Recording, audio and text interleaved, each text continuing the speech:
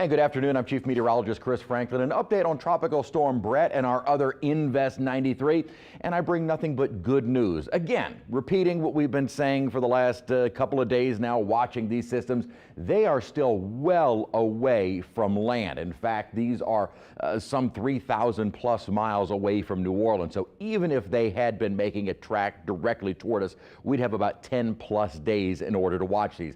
More of interest as they are kind of early in the season for storms to be developing in the tropical Atlantic, and of course there really isn't anything else going on, so we'll kind of focus on these tropical systems. Now, the one of more interest obviously is our named storm Bret. However, the Hurricane Center has been giving an increased chance of development of 93 Invest 93. However, when you look at it on satellite, it looks pretty poor. There is definitely some broad circulation there, but at the moment it is struggling. Bret, however, at least in the recent time, has started to look a little healthier. We started to see a bit more thunderstorm development around the center. We clearly see that outflow boundary where the storm is, not outflow boundary, but outflow where the storm is able to continue to intensify. However, there are indications that that will soon cease as the upper environment is going to start becoming more hostile for further intensification. Now, while the hostile environment may start to increase, it may not be quite enough to continue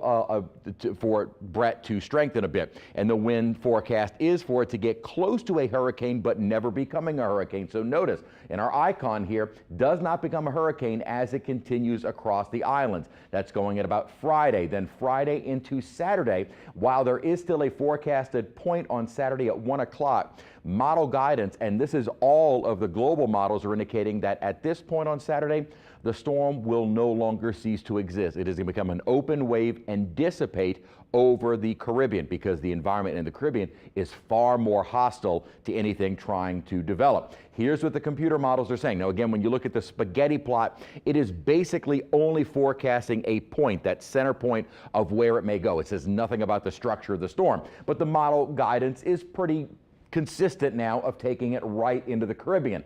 It had been, again, not quite the case, as some were still a little bit of an outlier, meaning the GFS, but now they've all started to come back in line. So what we have started to see is that the models are really grabbing onto what the Euro had been saying all along. It would keep moving due west and it would weaken once it is in the Caribbean. So looking at the Euro as well as the forecast path or the forecast from the National Hurricane Center, again, it could strengthen a bit more as it approaches the islands as a tropical storm, maybe Thursday into Friday, crossing into the Caribbean, and again, a very hostile environment. Here we go, Friday evening into Saturday, it is dissipating because now it is just more of an open wave, and we could continue to see that open wave just become more of a rainmaker as it approaches Central America. So the Euro had been the first one to really grab onto that, and it looks like so far the Euro may be the more accurate of the models. Again, we'll see as we continue on, but right now it looks like there has been decent model agreement in with what the Euro had been saying all along.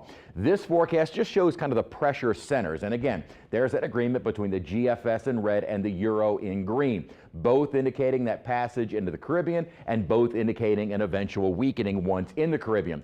Here comes 93 on its heels. If it's able to become a named storm, may continue, but then notice the GFS dissipates it as it starts making this turn. Maybe something else coming on the heels of that as well, but looks like the model's kind of indicating that turn away from land altogether. And so far with Invest 93, that has been a fairly decent consistency of the models. Of course, there is a little bit more of a spread.